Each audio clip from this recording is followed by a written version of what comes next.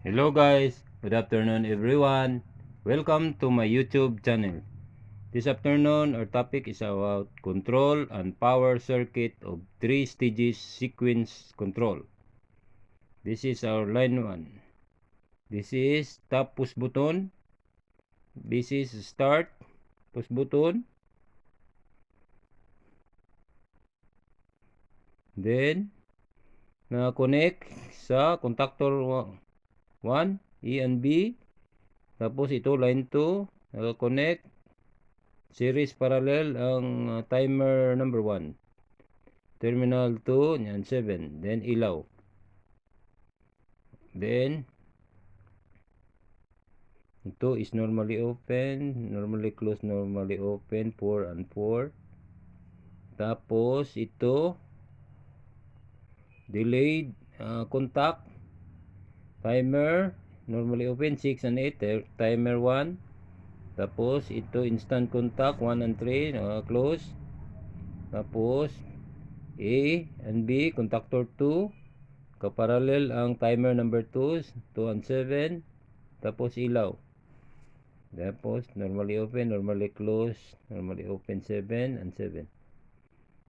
Tapos ito delayed contact 6 and 8, timer number 2. Tapos timer number 2 instant contact, contact connect sa E and B contactor 3. Normally open, normally close.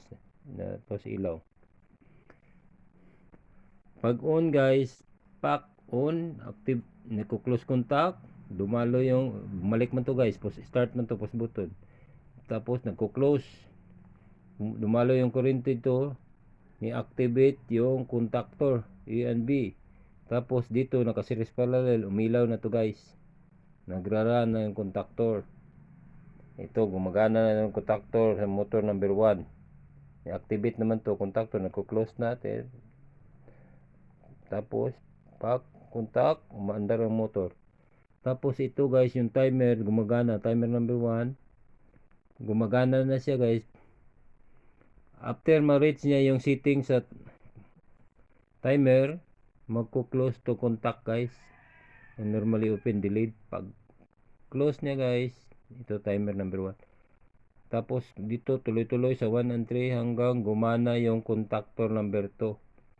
Pag umilaw na din to, gumana na yung contactor 2. Tapos ito, gumana na din yung motor natin. Activate na yung contactor number 2. Gumana yung motor. Nagrarana. Tapos itong timer number 2 guys, pag ma-reach na yung settings ng oras, o minuto, segundo, mag-close na naman to yung timer. Pag close ng timer guys, close siya, timer number 2. Tapos tuloy-tuloy dito hanggang gumana yung contactor 3. Tapos sabay ilaw nito, activate na yung contactor.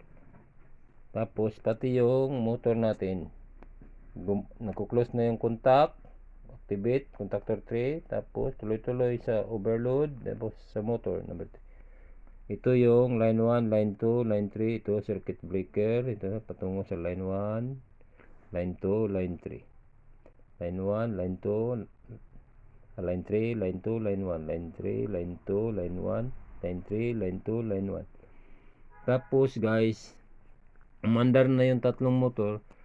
Wala namang sariling controller yung bawat motor. Ito yung stop niya, pinaka mini stop.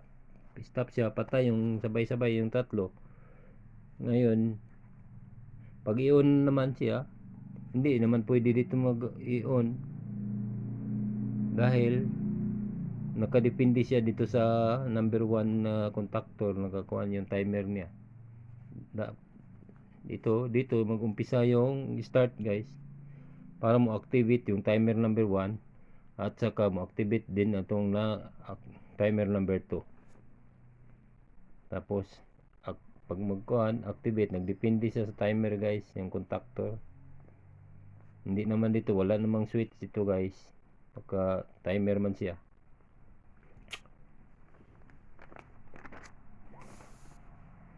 Bible verse of the day, Hebrews 10 verse 26.